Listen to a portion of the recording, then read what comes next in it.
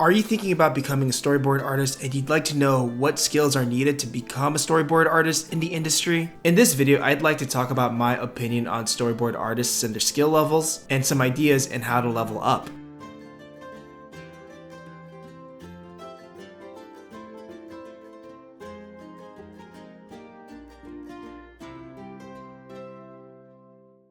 Hey guys, it's Toniko Pantoja, and today I'm going to be doing a video talking about how I determine a storyboard artist's skills. In the past, I did a video talking about how I determine an animator's skill level. I've gotten a few requests to do one on storyboarding, and I'm going to be covering story artists in both feature animation and television animation. Specifically, I'm going to be talking about my overall opinion on what level I would consider a storyboard artist industry ready, ready for studio work. I do have some sort of criteria for that, but please remember that these are merely my opinions. It's not a universal criteria that every story artist or director looks for, but it's based on my experience and skills needed for the work. Level 1, storytelling drawings. For the first level, I'm leaving out storyboarding for this one, since it's important to have enough drawing skills to be able to board. I already did a video a while back talking about the drawing and draftsmanship skills needed for animation work, such as gesture drawing, solid drawing skills, design, etc. However, it's also just as important to have clear storytelling drawings. This means that when you see a drawing, you can understand the intended attitude, the emotions conveyed, the context, the overall mood, and some hints of narration. So if you're a beginner, I would recommend exploring doing character design poses and model sheets. They're great examples because they show a variety of different expressions, performance, and acting for characters. And when you're coming up with these poses for your character, think about their internal and external performance. Another practice that I would recommend is doing story beats, which are single panels that represent a sequence or chapter in the story that summarizes the context, the characters, and the emotions conveyed. In feature animation, a story beat represents a part of a movie that summarizes that sequence or that chapter. When you see the said story beat or illustration, things should be readable and clear. The great thing about storyboarding work is that you don't have to be a master at drawing. But I would say you do need enough draftsmanship skills depending on the show. If it's detailed, if it requires more anatomy, etc. But having story, mood, and emotion in mind when it comes to drawing is going to serve you well as a story artist. It's going to allow you to adapt to many different productions. Level 2, sequential drawing skills or introduction to storyboard panels. The next level is to have the skill and the ability to produce sequential drawings. This means multiple drawings that tell a narrative. Doing comics or comic strips are a great example of this. If you do comics, then it's almost similar to storyboarding. I would also start with introducing storyboarding as a practice. When I teach an introduction to storyboarding class to students, one of my first assignments is to board an entire sequence using only one shot and one setting. And the assignment could be like a character doing a mundane task, or a character walking into the room discovering there's a box in the room and then they interact with it. Or it could be anything else, but it has to stay within that one shot. The student's objective is to really try and think about the character's performances, and just clear storytelling without changing the shot, only relying on character posing and acting. Character performance and acting is crucial when it comes to modern storyboarding nowadays, since it applies for action, dramatic, or even comedic scenes. Since scenes with good storytelling and good performance keep things engaging. So yeah, a practice I would recommend is doing a story sequence in one single shot. Level 3, basic boarding skills and knowing how to cut. Level 3 is a chunky one, and at this point, this is where basic storyboarding occurs. At this point, this can also be considered internship level, entry story artist level, or a trainee in my eyes. This not only involves knowing how to board, but knowing how to cut or change shots, and how to keep the staging consistent so it doesn't feel like there's a change in the 180-degree rule or breaking the staging line, and knowing how to establish the scene, the staging, and the setting. At this level, I would expect story artists to know how to establish the setting, control how much they cut in or out, and how everything should be clear when reading the story sequence. I would also look into, again, basic camera angles such as over-the-shoulder shots, wide angles, mid shots, high angles, low angles, and knowing how to utilize them. Each of these shots give different feelings. Shots closer to the character are more intimate and sometimes can give the impression that you're reading through their thoughts. and how high angles and low angles can determine who has the dominance in the scene. Imagine me as being someone looking to hire someone like you. I'm going to flip through your boards and panels really fast. This is how a lot of story artists and recruiters look at potential story artists. I'm not looking to read the story or understand the story fully. What I'm looking for is clarity and consistency, since a story artist's job rarely or does not include writing. Another part of this level is to showcase character performance. This does not mean animate your poses, but having a few good poses to elaborate on important acting choices. If I were boarding from a script, for example, I would at least find appropriate acting choices or poses for each sentence of dialogue, or maybe a few sentences of dialogue. If it's pantomime and there isn't any dialogue, I would focus more on the expressions, the attitudes of the characters, and only pose things out if it is important to the sequence. And in most pantomime scenes, it is quite important because you do have to think about timing. A great story artist is economic, so if you can avoid over animating your poses and maybe indicate actions through arrows and such, you can get away with just a few panels.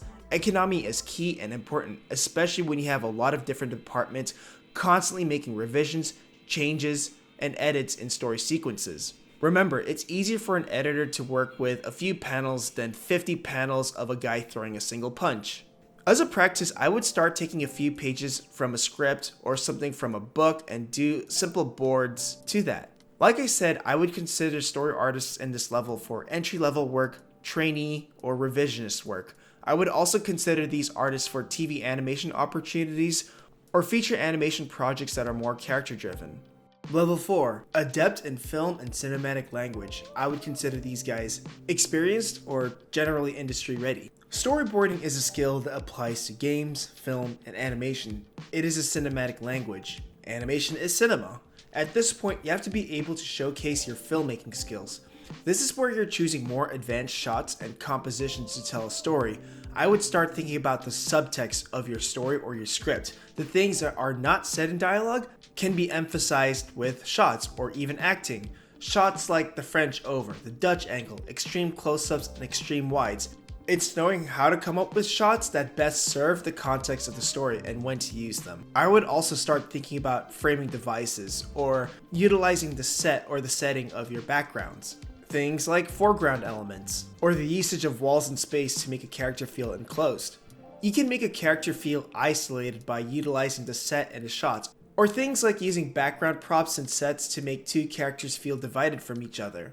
With shot compositions, you can make characters feel like they're constantly in danger, or they feel threatened. You can also allude to symbolism in your shots, or even make analogies to pre-existing compositions. One way to sort of expand your library of shot and composition choices is to do film studies. Credit goes to Abando for recommending this practice.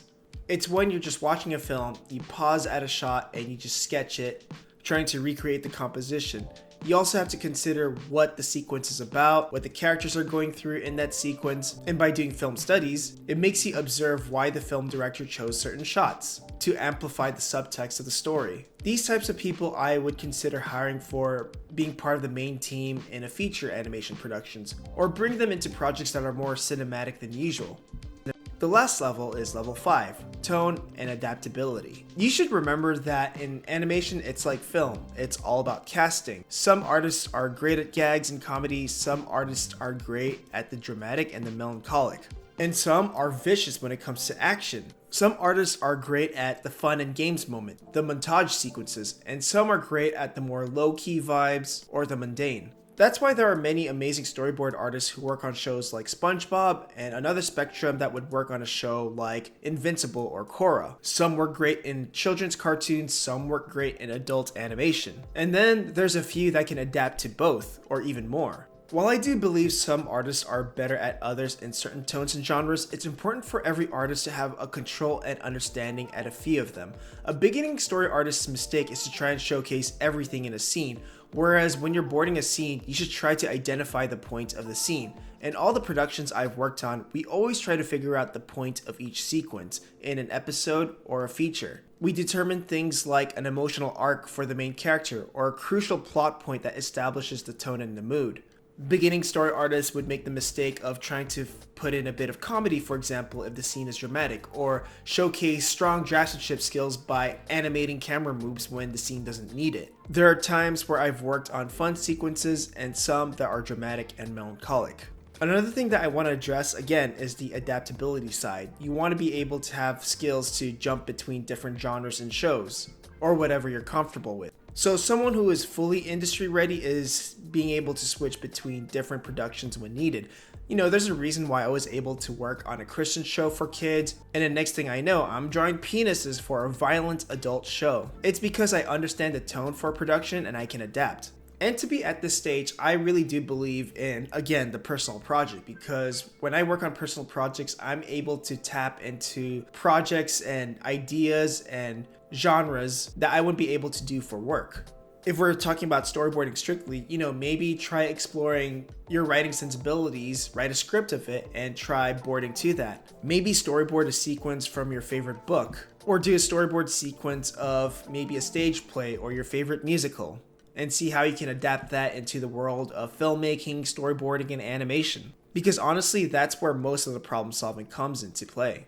Anyways, that's how I would define my expectations for skill levels for storyboard artists. And if I were to summarize it or recap again, level 1, you know, clear drawings that showcase storytelling. It doesn't have to be board, so I would explore doing model sheets, pose sheets, just any drawings where the poses are readable and it's clear.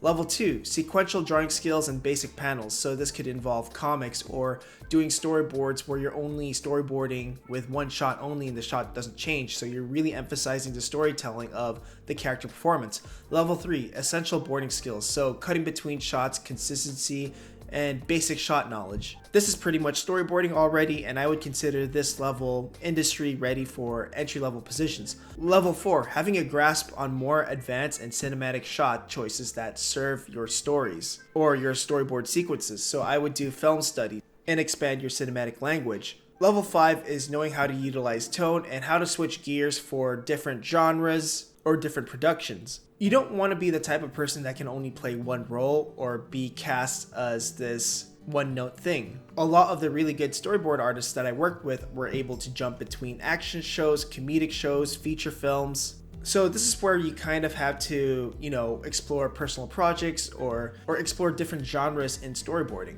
Anyways, that's all. Bye.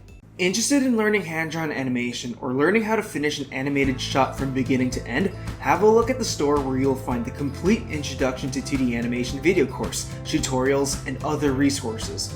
Learn classical animation approaches, drawing, lectures, techniques, and other process videos. Visit the store through the link in the description below.